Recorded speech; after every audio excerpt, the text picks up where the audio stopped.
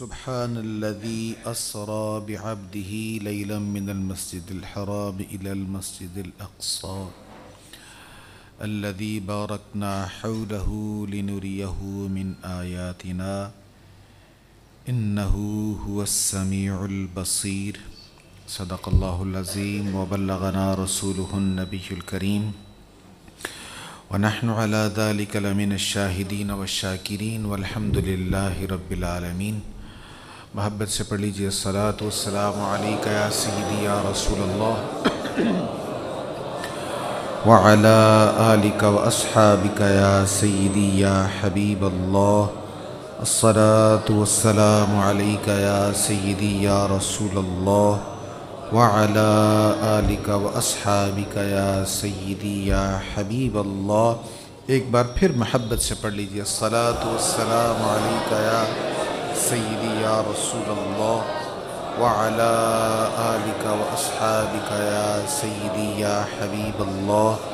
الصلاۃ والسلام علیک یا سیدی یا رسول اللہ وعلی آلک واصحابک یا سیدی یا نبی اللہ۔ سورہ بنی اسرائیل کی پہلی آیت، یہ 15ویں پارے کی بھی پہلی آیت ہے۔ آپ کے سامنے LED پر بھی یہ آیت شو ہو رہی ہے۔ اسی میں معراج شریف کا تذکرہ بھی ہے اور اس پر ہم آج زیادہ بات کریں گے۔ ارشاد ہے، پاک ہے وہ ذات جس نے سیر کرائی اپنے خاص بندے کو رات کے تھوڑے سے حصے میں مسجد حرام سے مسجد اقصیٰ تک۔ وہ مسجد اقصیٰ کہ ہم نے برکت رکھی ہے اس کے ارد گرد، تاکہ ہم دکھائیں اسے اپنی خاص نشانیاں۔ بے شک وہی ہے خوب سننے والا، خوب دیکھنے والا۔ تو یہ لفظی ترجمہ میں نے آپ کو سنا دیا ہے۔ تو با محاورہ ترجمہ اس طرح ہوگا کہ وہ پاک ذات ہے جس نے اپنے خاص بندے کو سیر کرائی ہے، اور سیر بھی کتنی دیر میں کرائی ہے؟ لیلاً، رات کے تھوڑے سے حصے میں، مسجد حرام سے لے کر مسجد اقصیٰ تک۔ وہ مسجد اقصیٰ جس کے ارد گرد ہم نے برکتیں رکھی ہیں۔ لِنُرِيَهُ مِنْ آیاتنا، تاکہ ہم اسے نشانیاں دکھائیں اپنی، یعنی اپنے حبیب کو، اپنے خاص بندے کو خاص نشانیاں دکھائیں۔ اِنَّهُ هُوَ السَّمِيعُ الْبَصِيرُ، وہی سننے والا، بہت سننے والا اور بہت دیکھنے والا ہے۔ تو اس آیت میں اللہ تعالیٰ نے نبی رحمت جان دو عالم صلی اللہ تعالیٰ علیہ وآلہ وسلم کو عطا ہونے والے عظیم معجزہ معراج کا ذکر فرمایا ہے۔ حضور علیہ السلام کا ایک خاص سفر تھا، اس کا ذکر ہے۔ دیکھیں، عام طور پہ ہوتا یہ ہے کہ بادشاہوں کے جو سفر ہوتے ہیں، اس کے احوال، اس کے سفر نامے وزیر تحریر کرتے ہیں، بتاتے ہیں، کوئی خاص عہدیداران وہ بتاتے ہیں۔ ہمارے آج کے دور میں صحافیوں کو ساتھ لے لیا جاتا ہے تو وہ بتاتے ہیں کہ سربراہ مملکت نے جو دورہ کیا ہے اس میں یہ کام ہوئے ہیں۔ تو جو ساتھ خاص ہوتے ہیں وہ سفر کے حالات کو بتاتے ہیں، کوئی بیان کرتا ہے، کوئی لکھ دیتا ہے۔ یہ وہ سفر ہے جو کیا بندے نے ہے، بیان خالق کر رہا ہے۔ سبحان اللہ، کیا شان ہے آقا کی۔ کائنات میں حضور علیہ الصلاۃ والتسلیم سے بڑھ کر مخلوق میں کوئی نہیں ہے۔ مخلوق میں حضور سب سے افضل ہے۔ میں نے کئی بار حضور والد گرامی حضور عاشق مدینہ رحمۃ اللہ علیہ کی ایک تفسیری نکتہ میں نے آپ کو سنایا، شاید آپ کو یاد ہو۔ آپ وَرَفَعْنَا لَكَ ذِكْرَكَ کی تفسیر میں فرمایا کرتے تھے کہ دیکھو، اصول یہی ہے کہ بڑوں کی شہرت چھوٹوں کی وجہ سے ہوتی ہے. اب دیکھیں نا، استاد بڑا ہوتا ہے، شاگرد چھوٹا ہوتا ہے، لیکن شاگرد لائق ہو تو اس اچھے شاگرد کی وجہ سے استاد کی شہرت ہوتی ہے، مادر علمی کی شہرت ہوتی ہے. اچھا، پیر کا رتبہ بڑا ہوتا ہے، مرید ادنا ہوتا ہے، لیکن مرید جو نیک ہو، متقی ہو، آنکھوں میں حیا ہو، تو مرید کی وجہ سے پیر کی شہرت ہوتی ہے. باپ بڑا ہے، بیٹا چھوٹا ہے، لیکن بیٹا نیک ہو، صالح ہو تو باپ کا نام روشن کرتا ہے. تو اصول یہی ہے کہ چھوٹوں کی وجہ سے بڑوں کی شہرت ہوتی ہے، لیکن یہ اصول اللہ نے اپنے محبوب کی باری تبدیل کر دیا. فرمایا میرے حبیب، اس ساری کائنات میں تجھ سے افضل کوئی نہیں.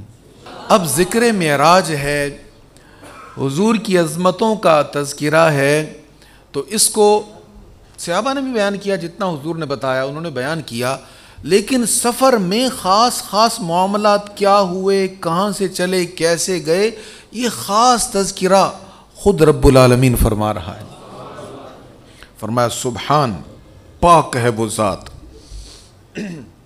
اللہ تعالیٰ اس ذکر کو بیان کرنے سے پہلے اپنی شان بیان فرما رہا ہے. سبحان، پاک ہے وہ ہر عیب سے پاک ہے، ہر کمی سے پاک ہے، ہر نقص سے پاک ہے، ہر کمزوری سے پاک ہے. یہ وہ عظیم لفظ ہے. سیدنا ابو ہریرہ رضی اللہ تعالیٰ عنہ بیان کرتے ہیں، جان کائنات صلی اللہ علیہ وسلم نے فرمایا، جس نے کہا نا سبحان اللہ و بحمدہ، صرف اتنا کہا سبحان اللہ و بحمدہ، حضور فرماتے ہیں اس کے گناہ سمندر کی جھاگ کے برابر بھی ہوں گے نا تو اللہ بخش دے گا. بہت بڑی بات ہے. کہاں سمندر کی جھاگ، کہاں ایک بار سبحان اللہ و بحمدہ کہنا. لیکن میں نے تو کہا نہیں ہے، یہ تو میرے آقا نے کہا ہے، یہ تو رحمتوں والے آقا نے کہا ہے. اور یہ بخاری شریف کی حدیث نمبر 6405 ہے. ریفرنس بھی میں آپ کو بتا رہا ہوں، حضور نے کہا ہے جو کہے گا سچے دل سے اللہ گناہوں کو بخش دے گا. اتنا پیارا نام ہے اللہ کا. حضرت ابو ذر بیان کرتے ہیں، میں نے عرض کیا یا رسول اللہ صلی اللہ علیہ وسلم، آپ پر میرے ماں باپ فدا ہوں. یہ صحابہ کا جملہ ہوا کرتا تھا. ڈاکٹر عبدو یمانی صاحب نے اس پر ایک پوری کتاب لکھی ہے، فدا کا ابی و امی یا رسول اللہ، کہ صحابہ کرام، صحابیات جب حضور کی بارگاہ میں آتے تو کہتے یا رسول اللہ آپ پر ہمارے ماں باپ قربان جائیں. عرض کی حضور آپ پر میرے ماں باپ قربان جائیں، اللہ تعالیٰ کو کون سا کلام سب سے زیادہ محبوب ہے؟ کون سا کلام سب سے زیادہ محبوب ہے؟ حضور نے فرمایا وہی کلام اللہ کو سب سے زیادہ پسند ہے جس کو اللہ نے فرشتوں کے لیے پسند کیا ہوا ہے، فرشتوں کے لیے منتخب کیا ہوا، پسند کیا ہوا. آقا وہ کون سا ہے؟ فرمایا سبحان ربی و بحمدہ، سبحان ربی و بحمدہ. سبحان معمولی لفظ نہیں، اتنا پیارا لفظ اللہ تعالیٰ نے فرشتوں کے لیے منتخب کیا ہوا، بندوں کے لیے ایسا منتخب کیا کہ سمندر کی جھاگ کے برابر گناہ ہو تو معاف ہو جاتے ہیں. حضرت جابر رضی اللہ تعالیٰ عنہ بیان کرتے ہیں، نبی رحمت صلی اللہ تعالیٰ علیہ وآلہ وسلم نے فرمایا، جس نے کہا سبحان اللہ العظیم، یہ المستدرک کی حدیث ہے، اس سے پہلے والی حدیث صحیح مسلم شریف کی تھی، جس نے کہا سبحان اللہ العظیم، صرف ایک بار کہنے سے اللہ اس کے لیے جنت میں کھجور کا ایک درخت لگا دیتا ہے. سبحان اللہ العظیم، کہہ دیں سبحان اللہ العظیم، سبحان اللہ العظیم، سبحان اللہ. حضرت سیدنا ابو ہریرہ رضی اللہ تعالیٰ عنہ بیان کرتے ہیں، جان کائنات صلی اللہ علیہ وسلم نے فرمایا، اور یہ بخاری شریف کی آخری حدیث ہے، اکثر ختم بخاری میں اس حدیث پر درس ہوتا ہے، کئی گھنٹے درس ہوتا ہے، اتنی جامع حدیث ہے.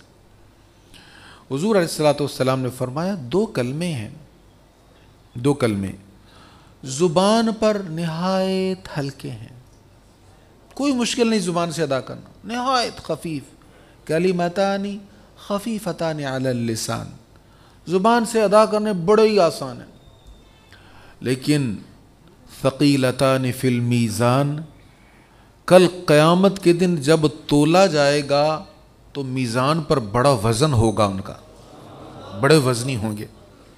حبیبتان للرحمن، اللہ کو بڑے محبوب ہیں، بڑے پسند ہیں۔ کون سے دو کلمے، کون سے دو جملے؟ سبحان اللہ و بحمدہ، سبحان اللہ العظیم، سبحان اللہ و بحمدہ، سبحان اللہ العظیم۔ اچھا، میزان پتہ کتنا ہیوی ہے؟ آپ نے میزان بھی مختلف دیکھے ہوں گے نا، تو ایک میزان وہ بھی تو ہوتا ہے نا جس پر سونے کی ایک ایک ماشے، ایک ایک رتی کو تولا جاتا ہے، اور ایک میزان وہ بھی ہوتا ہے پوری لوڈڈ گاڑی، پورا ٹرک اس پر تولا جاتا ہے۔ اب اس میزان پر لا کے آپ 5-7 کلو رکھ دیں گے تو اس کو تو کوئی فرق ہی نہیں پڑے گا۔ وہ اتنا بڑا میزان ہے، فرمایا اگر ساری دنیا اس میں رکھ دو تو وہ ہلتا نہیں ہے، اتنا ہیوی ہے وہ، لیکن یہ دو کلمے بڑے بھاری ہیں اس کے اوپر، سبحان اللہ و بحمدہ، سبحان اللہ العظیم۔ حضرت سمرہ بن جندب رضی اللہ تعالیٰ عنہ بیان کرتے ہیں، یہ بھی صحیح مسلم کی حدیث ہے، فرمایا رسول اللہ صلی اللہ علیہ وسلم نے فرمایا اللہ کے نزدیک سب سے محبوب کلام 4 ہیں، 4 جملے سب سے محبوب اللہ کے ہاں۔ سبحان اللہ سب سے محبوب، الحمدللہ سب سے محبوب، لا الہ الا اللہ سب سے محبوب، اللہ اکبر۔ اب اس کو ملا کر پڑھیں گے تو بیچ میں واو آ جائے گی، سبحان اللہ والحمد للہ ولا الہ الا اللہ واللہ اکبر۔ تو سبحان اللہ وہ کلمہ ہے اللہ کو سب سے محبوب کلمات میں سے یہ ایک کلمہ ہے۔ تو ہماری یہ جو نشست ہے اس میں یہ کلمہ جاری رہنا چاہیے، سبحان اللہ جاری رہنا چاہیے۔ اچھا، علماء نے فرمایا ہے کہ آپ اللہ تعالیٰ کا جو صفاتی نام لیں گے پڑھنے والے کو اس کی برکات ملنا شروع ہو جائیں گی۔ مثلا آپ اگر کہیں گے یا غنی یا غنی یا غنی تو اللہ غنی کر دے گا، یا حفیظ یا حفیظ یا حفیظ تو حفاظت ہو جائے گی، قوی قوت مل جائے گی۔ جو نام پڑھیں گے نا اللہ کا، ہر نام میں تاثیر ہے، پڑھنے والے کو وہ برکت مل جائے گی۔ تو جب کہیں گے سبحان اللہ سبحان اللہ سبحان اللہ، اللہ تعالیٰ اپنے اس پاک نام کی برکت سے پڑھنے والے کو پاکیزگی عطا فرما دے گا۔ سبحان اللہ، یہ خوشی کا اظہار بھی ہے نا، خوشی کا اظہار بھی ہوتا ہے کہ ہمارے آقا کو، سید عالم صلی اللہ علیہ وسلم کو اللہ نے معراج عطا فرمائی۔ چوم کر کہہ دینا، حضرت موسیٰ علیہ السلام کو بھی کمال ملے، عیسیٰ علیہ السلام کو بھی ملے، صالح علیہ السلام کو بھی ملے، بڑی شانیں، بڑے عظیم معجزات ملے، پر جب باری آمنہ کے لال کی آئی تو لا مکانوں تک بلا کر دیدار الہی ہو گیا۔ سبحان اللہ، اللہ اکبر۔ اللہ تعالیٰ نے نبی مکرم جان دو عالم صلی اللہ تعالیٰ علیہ وآلہ وسلم کو معراج کی رات عظیم خلعتوں سے نوازا۔ حضرت ابراہیم علیہ السلام کو بھی بلایا گیا تھا، حضرت موسیٰ علیہ السلام کو بھی بلایا گیا تھا۔ قرآن کریم میں سورہ اعراف میں حضرت موسیٰ علیہ السلام کے بارے میں ارشاد ہے، وَلَمَّا جَاءَ مُوسَىٰ لِمِيقَاتِنَا، اور جب موسیٰ ہمارے مقرر کیے ہوئے وقت پر آئے، موسیٰ ہمارے مقرر کیے ہوئے وقت پر آئے۔ حضرت ابراہیم علیہ السلام کے متعلق ارشاد ہے، وَقَالَ إِنِّي ذَاهِبٌ إِلَىٰ رَبِّي، اور ابراہیم نے کہا بے شک میں اپنے رب کی طرف جانے والا ہوں۔ ابراہیم علیہ السلام آئے، موسیٰ علیہ السلام آئے، اور محبوب کی شان کیا ہے؟ محبوب علیہ السلام آئے نہیں، جبریل کو کہا جبریل جا فرشتوں کے جھرمٹ میں جا، میرے محبوب کعبہ میں حتیم میں محو خرام ہیں، مصطفیٰ کو بلا کے لے آ۔ اس لیے فرمایا سبحان الذی، پاک ہے وہ ذات، اسرا جس نے سیر کروائی۔ حضور خود نہیں گئے بلکہ اسرا اس نے سیر کرائی یا وہ لے گیا۔ اچھا، یہاں پر مفسرین کرام نے ایک بڑی خوب بات کہی ہے، فرماتے ہیں دیکھو ذہنوں میں یہ بات آتی ہے کہ کیسے ممکن ہے کہ اتنے تھوڑے ٹائم میں اتنا سفر، مختصر سے وقت میں اتنا بڑا سفر ہو، اور پھر اس رفتار کے ساتھ انسان اگر سفر کرے تو اس کے تو سیلز بکھر جائیں گے، اس کی تو باڈی قائم ہی نہیں رہے گی۔ بہت ساری سائنسی تحقیقات ہیں، بہت ساری چیزیں، اور فلاسفر نے بھی اس پر بہت ساری باتیں کہی ہیں۔ تو مفسرین کہتے ہیں یہ سب باتیں کہی جا سکتی ہیں، اس پر تبصرہ ہو سکتا ہے کہ جب یہ وجہ ہیں تو پھر اتنی رفتار کے ساتھ کیسے حضور نے سفر کیا، کیسے حضور سفر کر سکتے ہیں؟ علماء فرماتے ہیں ان سب باتوں پر غور تب کرو اگر کہا حضور نے ہو کہ میں نے سفر کیا ہے۔ اگر حضور نے کہا ہو کہ میں گیا ہوں، میں نے سفر کیا ہے، حضور نے تو کہا ہی نہیں ہے، آپ نے تو دعویٰ کیا ہی نہیں ہے، یہ تو دعویٰ رب العالمین کر رہا ہے، یہ تو وہ فرما رہا ہے سنو سنو پاک ہے وہ ذات جس نے سیر کرائی ہے۔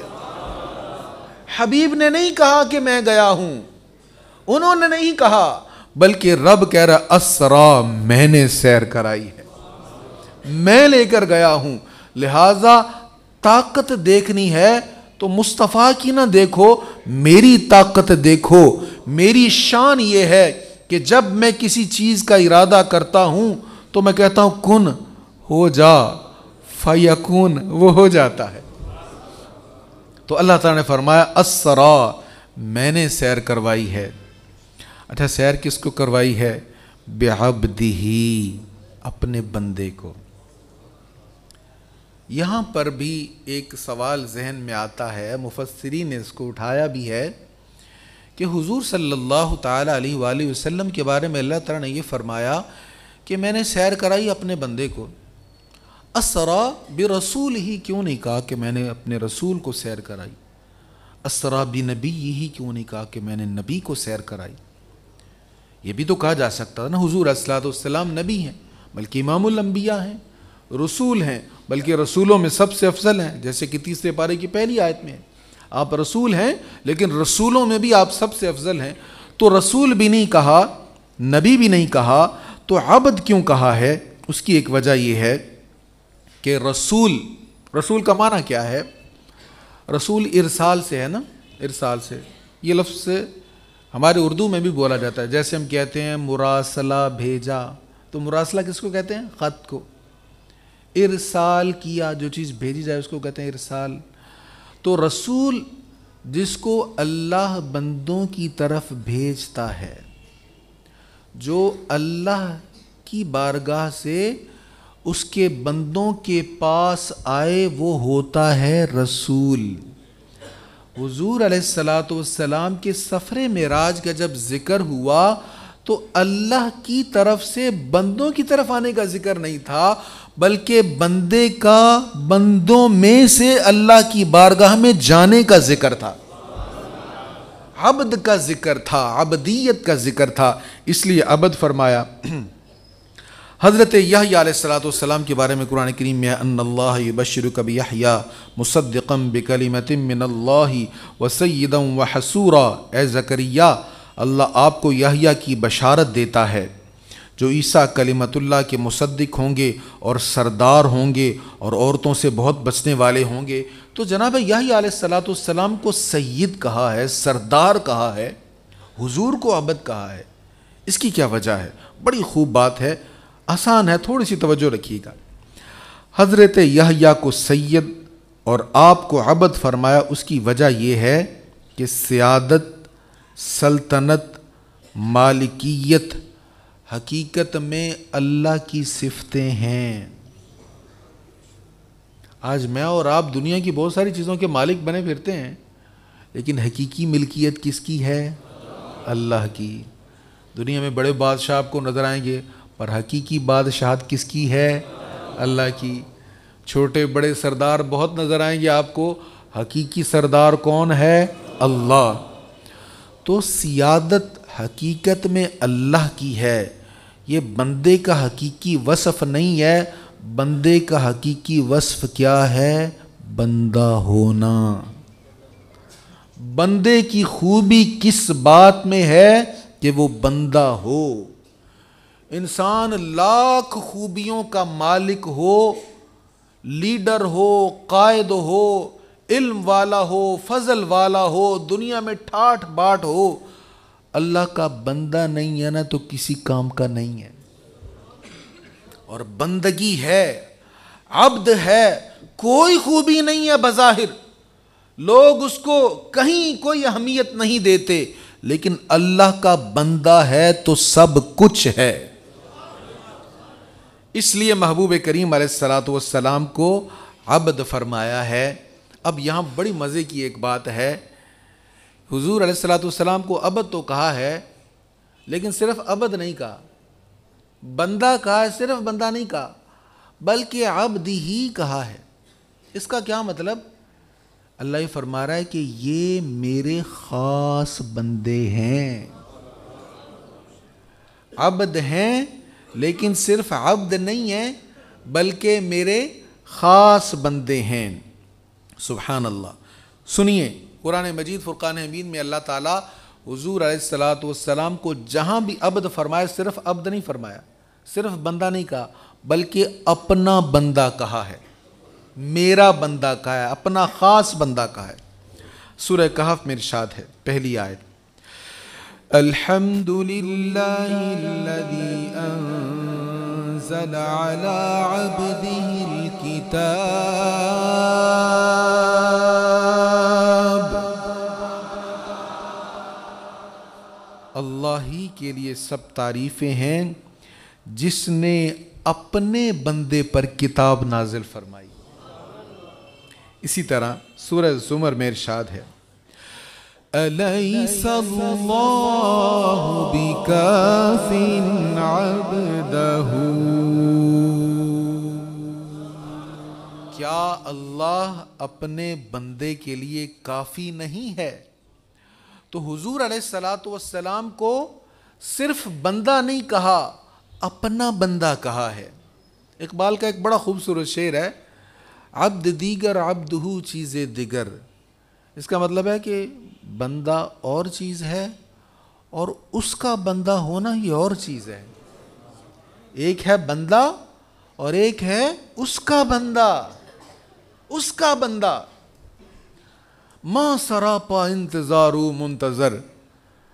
اگلے مصرع میں اس کی وضاحت کرتے ہیں، کہتے دیکھو اللہ کے بندے ہیں جناب موسیٰ علیہ السلام، اور اللہ کے خاص بندے ہیں سیدنا محمد صلی اللہ علیہ وسلم۔ فرق کیا ہے کہ موسیٰ علیہ السلام کہتے ہیں ربی ارینی، رب میں تجھے دیکھنا چاہتا ہوں، جواب آتا ہے لن ترانی، آپ دیکھ نہیں پائیں گے، آپ دیکھ نہیں سکتے۔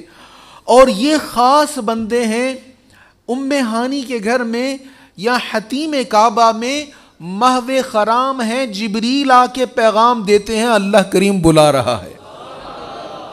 بندہ اور ہے اور اس کا بندہ اور ہے۔ تو فرمایا خاص پاک ہے وہ ذات جس نے سیر کرائی اپنے بندے کو۔ کب سیر کرائی؟ لیلن، لیل رات کو کہتے ہیں، اور اس پر جو تنوین ہے نا، دو زبر، اس کا مطلب ہے رات کا تھوڑا حصہ۔ لیل، رات کے تھوڑے سے حصہ میں حضور علیہ السلام کو سیر کروائی۔ رات کو کیوں سیر کروائی؟ دن کو بھی تو لے جایا جا سکتا تھا، تو رات کو کیوں سیر کروائی؟ اللہ اکبر۔ رات کو اس لیے اللہ کریم نے حضور کو معراج کی دولت سے سرفراز فرمایا. توجہ سے سنیے گا، یہ بات بڑی اہم بات ہے. رات لطف و کرم کی تجلی کا وقت ہے. خاص لطف و کرم رب کریم کا رات کو ہوتا ہے. ہر ٹائم ہی رب کا ہے، رحمتوں والا، برکتوں والا، لیکن خاص لطف و کرم رات کو ہوتا ہے. یہی وجہ ہے اللہ تعالیٰ نے حضور علیہ الصلوۃ والسلام کو قرآن کریم میں ارشاد فرمایا وَمِنَ اللَّيْلِ فَتَهَجَّدْ بِهِ نَافِلَةً لَكَ. رات کو تہجد کی نماز آپ پر بالخصوص فرض ہے. خصوصی طور پر رات کو تہجد کی نماز آپ پر فرض ہے. اچھا، آپ پڑھیں گے تو پھر کیا انعام ملے گا؟ انعام سنیے کتنا بڑا ہے. عَسَىٰ أَن يَبْعَثَكَ رَبُّكَ مَقَامًا مَحْمُودًا.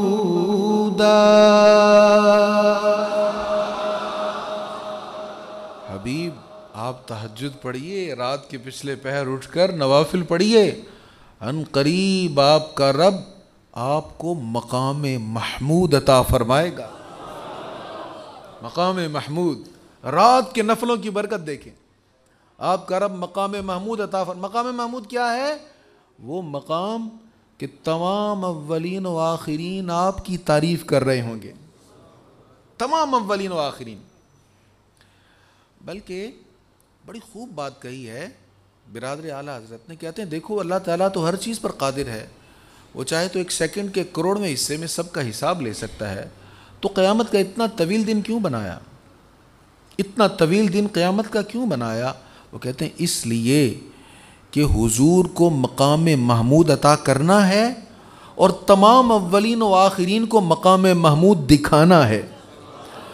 فقط اتنا سبب ہے انعقاد بزم محشر کا،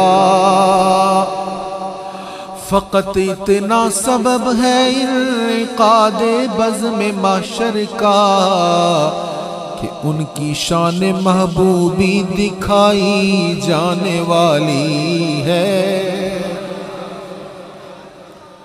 رات کو اس لیے بلایا کہ لطف و کرم کی خاص گھڑیاں رات میں ہوتی ہیں. اور رات کو کس لیے بلایا؟ اللہ اکبر. آقا کریم علیہ الصلوۃ والسلام ہر وقت اپنے رب کو یاد کرتے تھے، دن میں بھی رات میں بھی. لیکن رات کی گھڑیوں میں جب کوئی شور نہ ہوتا، کوئی غلاموں کے سوالات کے جوابات یا تربیت والی مصروفیت نہ ہوتی، تنہائی ہوتی، تو پھر اتنی عبادت کرتے، اتنا قیام کرتے کہ پاؤں مبارک متورم ہو جایا کرتے تھے. اور کتنے پیار سے کہا یا ایھا المزمل، اے چادر اوڑھنے والے، یا ایھا المزمل قم اللیل الا قلیلا.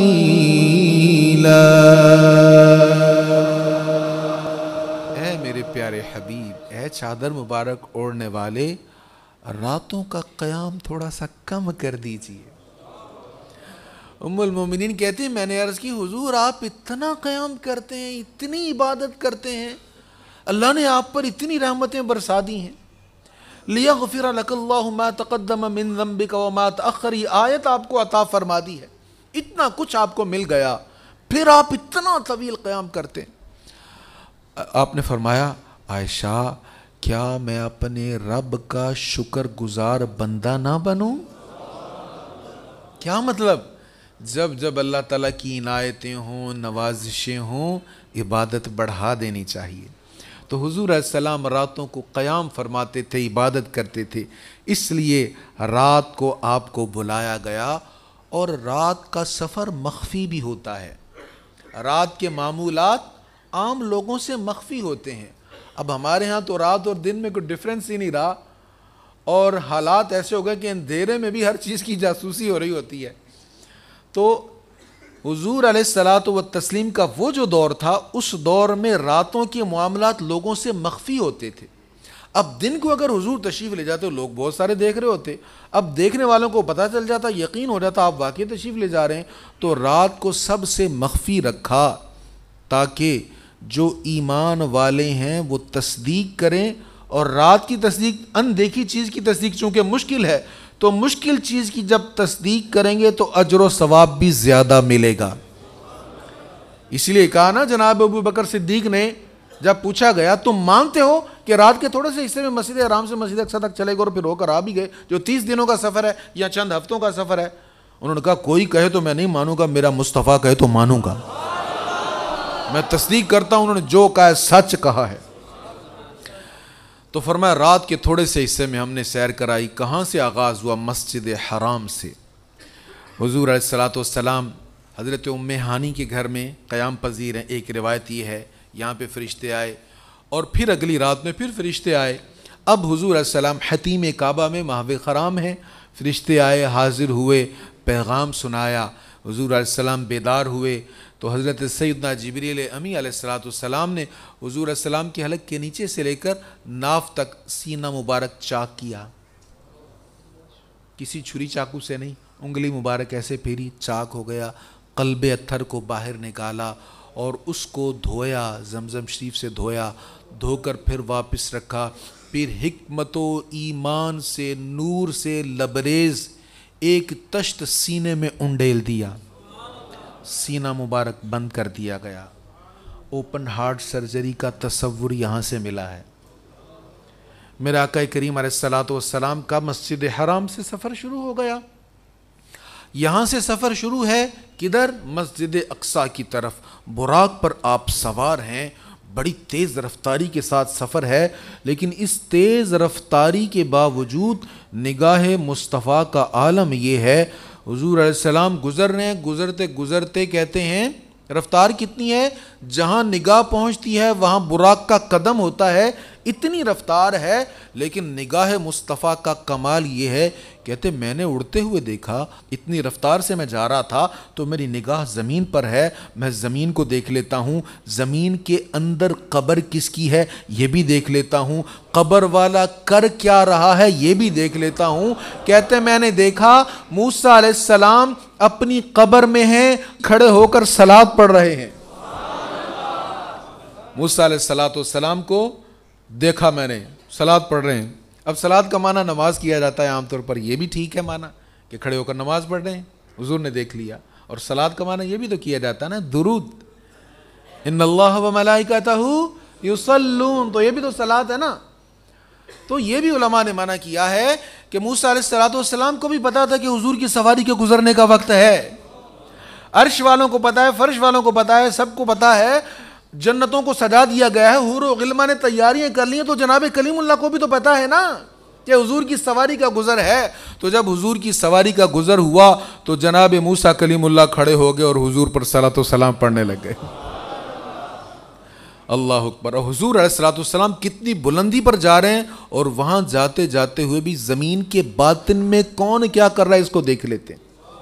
اسی لیے سیدی رضا نے کہا سر عرش پر ہے تیری گزر، دل فرش پر ہے تیری نظر، سر عرش پر ہے تیری گزر، دل فرش پر ہے تیری نظر، ملکوت و ملک میں کوئی شے نہیں وہ جو تجھ پہ آیا نہیں، صلو علیہ وآلہ، صلو علیہ وآلہ، صلو علیہ وآلہ، صلو علیہ وآلہ۔ سر لامکاں سے طلب ہوئی سوئے منتہا وہ چلے نبی، سر لامکاں سے طلب ہوئی سوئے منتہا وہ چلے نبی، کوئی حد ہے ان کے عروج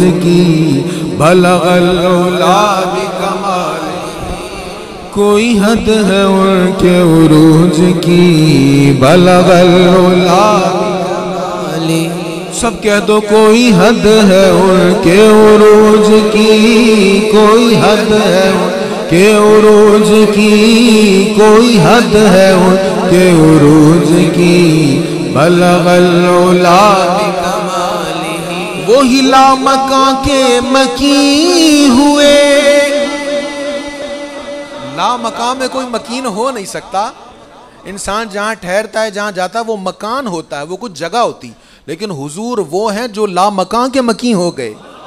وہی لامکان کے مکین ہوئے، سر عرش تخت نشین ہوئے، وہی لامکان کے مکین ہوئے، سر عرش تخت نشین ہوئے، وہ نبی ہے جن کے ہے یہ مکان، وہ خدا ہے جس کا مکان نہیں، صلو علیہ وآلہ، صلو علیہ وآلہ، صلو علیہ وآلہ، صلو علیہ وآلہ۔ رب نے فرمایا پیارے مجھے دیکھ لے، میں تجھے دیکھ لوں، تو مجھے دیکھ لے، جو تجھے دیکھ لے وہ مجھے دیکھ لے، دیکھنے کا مزہ آج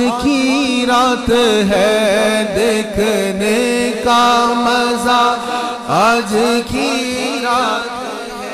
اچھا جناب موسیٰ علیہ السلام وہ دیکھنا چاہتے تھے نا، حضور جا رہے ہیں، رب کا دیدار کرتے ہیں، 50 نمازیں لے کر آتے ہیں، موسیٰ علیہ السلام کھڑے، نہیں آپ جائیں کم کروا کے ہیں، 5 کم ہوئی، پھر وہیں پہ کھڑے ہیں، حضور جاتے ہیں دیدار کر کے آتے ہیں، آپ اور کم کروائیں، آپ اور 9 بار حضور اللہ کی بارگاہ میں گئے، پھر موسیٰ علیہ السلام سے ملاقات ہوئی، تو موسیٰ علیہ السلام کو گویا کہا یہ جا رہا ہے آپ براہ راست تو دیکھ نہیں سکتے، آپ تاب نہیں لا پائیں گے نا، فخر موسیٰ صاعقہ، آپ نے ایک تجلی دیکھی تھی تو آپ زمین پر تشریف لے آئے تھے، تو براہ راست نہیں دیکھ سکتے، تو محبوب جب جلووں سے ہو کر آئیں گے، تازہ تازہ جمال جہاں آ رہا ان کا بڑا ہوا ہوگا، نورانیت بڑی ہوگی، تو آپ انہیں دیکھ لیجیے، انہیں دیکھنا ایسے ہی ہے جیسے مجھے دیکھنا ہے۔ رب نے فرمایا پیارے مجھے دیکھ لے، تو مجھے دیکھ لے، میں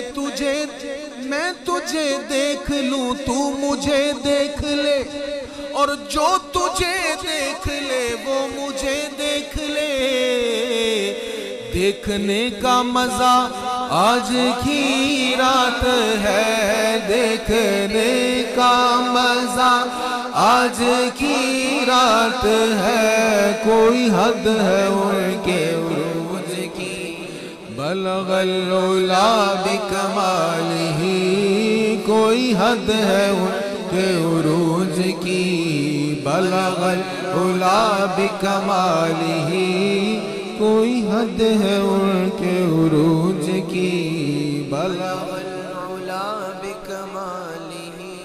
سرکار کریم علیہ الصلوۃ والتسلیم مسجد اقصی میں تشریف لائے، تمام انبیاء کرام یہاں پہ پہنچے ہوئے ہیں، اب سب انبیاء یہاں پہ پہنچے ہیں، جانا حضور نے عرش پر ہے، لا مکان پر ہے، سدرۃ المنتہا سے بھی آگے جانا ہے، تو یہاں پر وقف کیوں ہوا، یہاں پہ پڑاؤ کیوں ہوا؟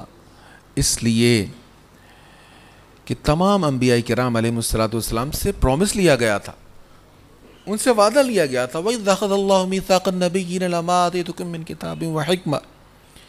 میلاد شریف کے عنوان پر آپ یہ آیہ کریمہ سنتے رہتے ہیں، نبیوں سے عہد لیا گیا تھا کہ جب میرا حبیب آئے گا نا تو تم نے ان پر ایمان لانا ہے، ان کی تائید و نصرت کرنی ہے۔ اب سب انبیاء اپنی اپنی امتوں سے یہ وعدہ لیتے رہے، لیکن انبیاء کے تشریف لے جانے کے بعد حضور علیہ الصلوۃ والتسلیم نے تشریف لانا تھا، حضور کی بعثت ہونا تھی، تو آج موقع فراہم کر دیا گیا۔ انبیاء کے دل میں خواہش ہوگی نا کہ جس کے متعلق ہم سے وعدے لیے جاتے ہیں دیکھیں تو صحیح وہ ہیں کیسے، ان کا دیدار تو کریں، ان کی زیارت تو کریں، تو معراج کی رات سب نبیوں کو وہاں پر بلا لیا گیا اور حضور علیہ الصلوۃ والسلام کو مصلی امامت سونپ دیا گیا، سب کو پیچھے کھڑا کر دیا گیا۔ اب یہاں مسجد اقصی میں خطابات ہوئے ہیں، انبیاء کرام کے بیانات ہوئے ہیں، سب نے اللہ تعالیٰ کی عنایتیں اپنے اوپر جو ہیں وہ ان کو بیان فرمایا ہے، اور سب سے آخر میں صدارتی خطبہ امام الانبیاء نے ارشاد فرمایا۔ اب بتایا جا رہا تھا سب کو، سب نبیوں کی شان عرفہ والا ہیں، سب کے بلند رتبے ہیں، لیکن سب سے اولا والا ہمارا نبی، سب سے بالا والا ہمارا نبی، سارے اونچوں سے اونچا سمجھیے جسے، ہے اس اونچے سے اونچا ہمارا نبی، سب سے اولا والا ہمارا نبی۔ ملک کونین میں انبیاء تاجدار، بنی اسرائیل میں تاجدار جناب موسیٰ علیہ السلام ہے، اپنے دور میں تاجدار جناب ابراہیم علیہ السلام ہے، عیسیٰ علیہ السلام کا دور ہوا تو تاجدار عیسیٰ علیہ السلام ہے۔ سب انبیاء اپنے اپنے دور میں تاجدار ہیں، بڑے سردار ہیں، بڑے قائد ہیں، حقیقی لیڈر ہیں، لیکن جب حضور معراج کی رات مسجد اقصیٰ میں آئے، اب سب تاجداروں کے تاجدار حضور ہیں۔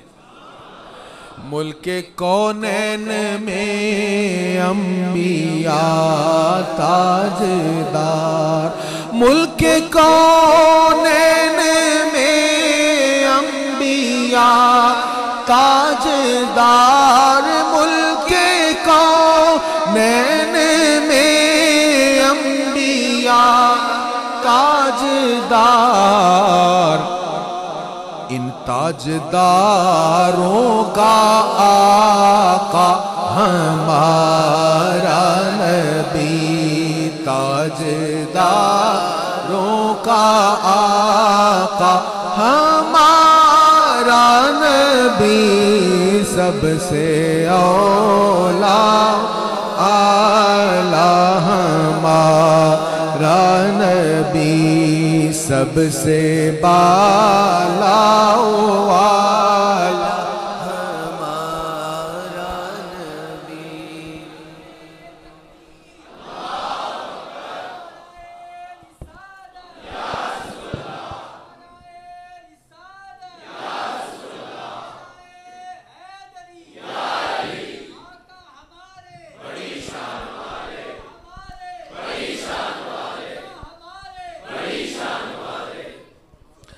اچھا، حضرت سیدی اعلیٰ حضرت نے حضور علیہ الصلوۃ والتسلیم کی معراج اور حضرت موسیٰ کلیم اللہ علیہ الصلوۃ والسلام کی معراج کا بڑا خوبصورت کمپیریزن کیا ہے۔ کہتے کلیم اور حبیب کی معراج میں ڈفرنس کیا ہے، کیا فرق ہے؟ دیکھو قرآن کریم میں حضرت موسیٰ علیہ الصلوۃ والسلام کے بارے میں ذکر ہے، نودی من شاطئ الوادی الایمن فی البقعۃ المبارکۃ من الشجرہ، برکت والی جگہ میں میدان کے دائیں کنارے سے ایک درخت سے انہیں ندا کی گئی۔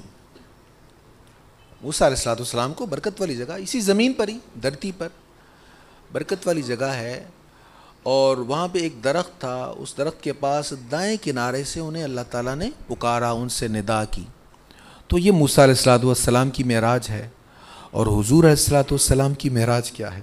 سبحان اللہ، پہلا آسمان، دوسرا آسمان، تیسرا آسمان، چوتھا آسمان، چھٹا، پانچواں، چھٹا، ساتواں آسمان، جنت، سب کچھ گزر گیا، اور وہ مقام آ گیا کہ جبریل علیہ السلام کہنے لگے کہ بس ایک پور کے برابر بھی میں آگے نہیں جا سکتا، یہاں سے آگے نہیں جا سکتا۔ اللہ تعالیٰ فرما رہا ہے، یہ موسیٰ علیہ السلام ہے نا، زمین پر من شاطئ الوادی الایمن فی البقعۃ المبارکہ من الشجرہ، زمین پر ایک طرف ایک سائیڈ درخت کا کنارہ، وہاں سے ان سے گفتگو کی گئی، کلام ہوا، لیکن حضور کی شان سنیں۔ عند سدرۃ المنتہی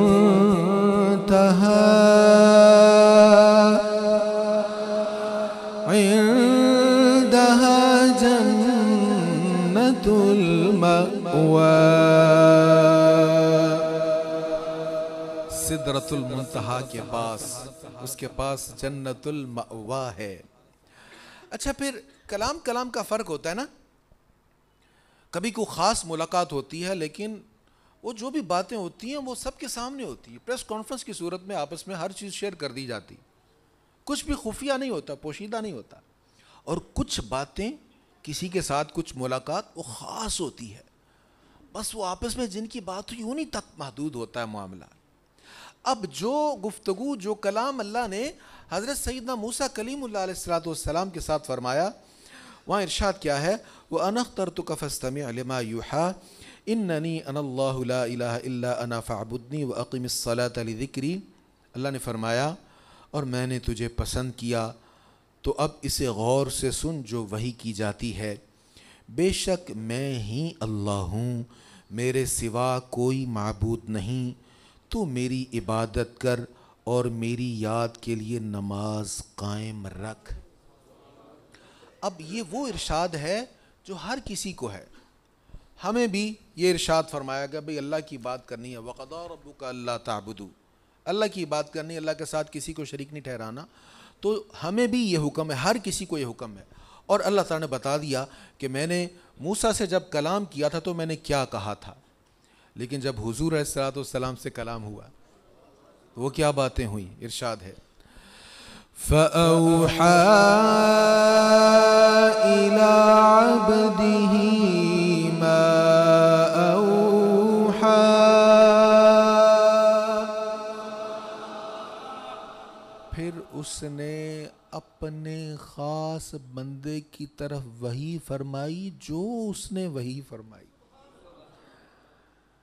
وہ خاص کیا کہا اس نے، بتانے والا جانے یا جس کو عطا فرمایا وہ جانے۔ وہ خاص باتیں تھیں، خاص الخاص باتیں تھیں۔ ایک روایت ہے، شاید 3-4 سال پہلے بھی میں نے بیان کی تھی، اس کا ریفرنس اگرچہ اتنا مضبوط نہیں ہے لیکن سیرت نگاروں نے اس کو کوٹ کیا، بیان کیا ہے۔ ان خاص باتوں میں سے ایک خاص بات،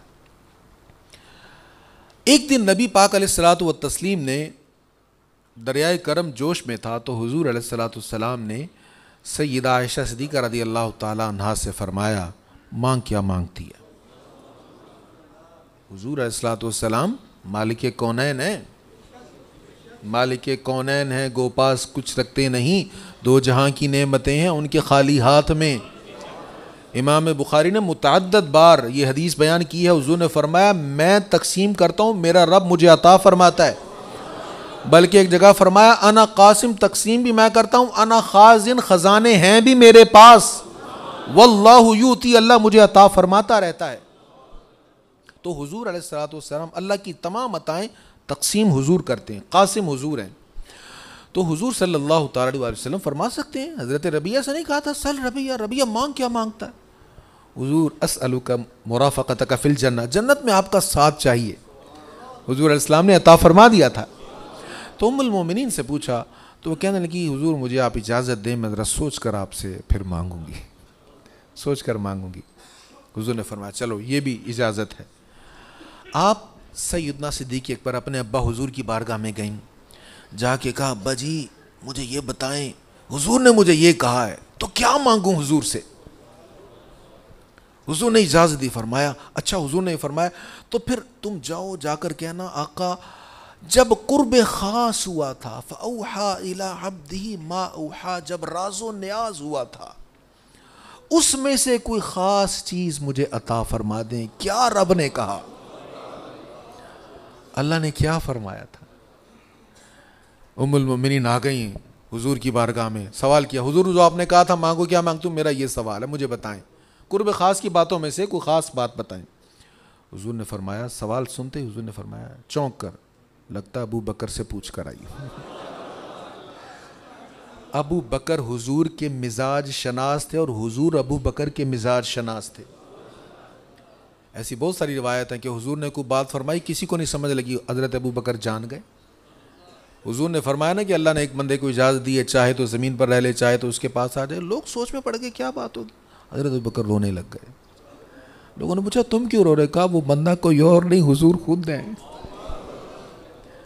تو حضور علیہ السلام نے فرمایا ابو بکر سے پوچھ کر آئی؟ جی بابا سے پوچھا ہے۔ اچھا چلو پھر تمہیں بتا دیتا ہوں۔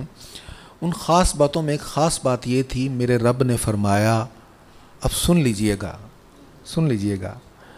توجہ سے سن لیجئے گا، آج کی گفتگو کا خاص باتوں میں سے ایک خاص بات۔ آپ کہتی ہیں کہ حضور علیہ السلام نے مجھے فرمایا، اس خاص باتوں میں رب نے ایک بات یہ فرمائی تھی، جو کسی میرے بندے کا ٹوٹا ہوا دل جوڑے گا میں اس کی بخشش کر دوں گا۔ اللہ، آپ کو پتہ ہے حضور ٹوٹے دلوں کو جوڑا کرتے تھے۔ ٹوٹے دلوں کا آسرا تیرے سوا کوئی نہیں۔ فرمایا جو کسی کا ٹوٹا ہوا دل جوڑے، کتنے دکھی ہمارے پاس آتے ہیں، ہمارے پاس دینے کو اگر کچھ نہ بھی ہو تو ایک مسکراہٹ تو ہوتی ہے نا، ایک اچھا مشورہ تو ہوتا ہے، لفظوں سے تسکین تو دے سکتے ہیں نا، اس لیے فرمایا ایک مسکراہٹ بھی صدقہ ہے۔ یہ بات سنی، آگے ابا حضور کو بتائی، حضور نے مجھے یہ بات عطا فرمائی ہے۔ سیدنا صدیق اکبر نے سنا تو سن کر رو پڑے، یہ بھی بڑی اہم بات ہے۔ حضور نے کہا جو کسی، اللہ نے فرمایا جو کسی ٹوٹے ہوئے دل کو جوڑے گا اللہ اس کو بخش دے گا۔ ابو بکر صدیق رو پڑے، ابا جان آپ کیوں رو رہے ہیں؟ فرمایا اس لیے اگر ہم کسی کا دل توڑ دیں تو پھر سزا بھی تو بڑی ہوگی۔ دل توڑنے کے معاملے میں ہم دور والے تو بعد میں، پہلے ہم اپنوں کا توڑتے ہیں، اپنے بھائی کا، اپنی بہن کا، اپنے بچوں کا، اپنے والدین کا۔ ماں باپ کے دل کی تو مسئلہ ہی کوئی نہیں ہے، جو منہ میں آیا کہہ دیا۔ ارے ماں باپ کا اگر دل ٹوٹ گیا ہے تجھے کہاں ترقیاں ملیں گی؟ دولت کما بھی لے گا، لذت کہاں ملے گی زندگی کی؟ سکون کہاں سے ملے گا؟ اللہ تعالیٰ ہمیں دلوں کو جوڑنے والا بنائے، اللہ تعالیٰ ہمیں محبتیں بانٹنے والا بنائے۔ ہمارے آقا سب نبیوں سے بلند شان والے ہیں، سب سے اونچے مقام والے ہیں، سب سے عرفہ و اعلیٰ ہیں، تو حضور اگر سب سے بلند ہیں تو حضور کی امت بھی تو سب سے بلند ہے نا، امت بھی سب سے افضل ہے، ساری امتوں میں افضل امت محمدیہ ہے۔ کیوں؟ نسبت مصطفیٰ کی وجہ سے۔ اب اتنے شانوں والے آقا ہوں اور ان کی وجہ سے ہم اتنی عظیم امت کا فرد بن گئے ہوں، اس کے باوجود ہم حضور کے فرما بردار نہ رہیں تو کیا ہمارے شایان نشان ہے؟ پوری دنیا میں ہماری شہرت یہ ہو جائے کہ یہ جھوٹے لوگ ہیں، یہ زیب دیتا ہے ہمیں؟ حضور نے تو فرمایا تھا مسلمان جھوٹا نہیں ہو سکتا۔ آج ہمارا جھوٹ مشہور ہے، ہماری ایکسپورٹ میں سب سے بڑی رکاوٹ کیا ہے؟ وہ ہم پر اعتماد نہیں کرتے۔ بڑے بڑے ادارے اپنے ہمارے دوست ممالک ہم پر اعتماد نہیں کرتے کہ یار یہ ڈیل کچھ کرتے ہیں بعد میں ہوتا کچھ ہے، کبھی بھی پرومس پورا نہیں کرتے۔ ہم وعدوں کو توڑنے والے، زبان پر قائم نہ رہنے والے لوگ ہم ہیں، جھوٹے ہم ہیں، معاذ اللہ ثم معاذ اللہ۔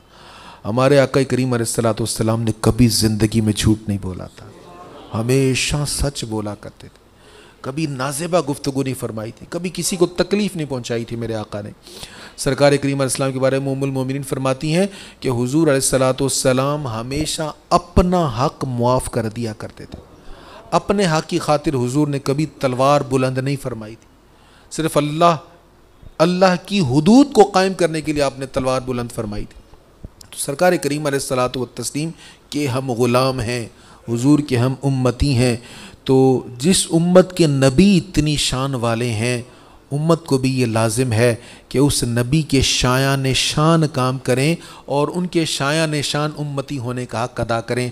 اللہ ہمیں حضور کی محبت نصیب فرمائے۔ وآخر دعوانا الحمدللہ رب العالمین۔